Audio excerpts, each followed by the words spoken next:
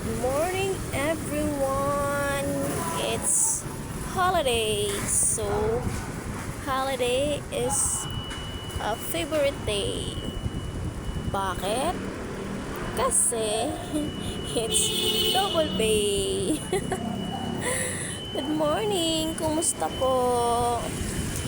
Happy New Year, everyone! I hope na this coming 2025 goods talaga yung alam mo na, yung unang pasok ng bagong taon. So, thank you Lord kasi nandyan ka para sa amin, nandyan ka para protektahan kami, nandyan ka para i-guide kami sa mga bagay-bagay.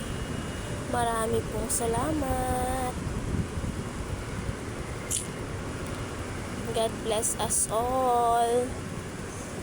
Busy-busyhan na yung iba dyan sa mga handa nila. Samantalang kami ay nagtatrabaho pa rin hanggang sa huling araw ng 2024. So, thank you so much. God bless everyone. Bye-bye.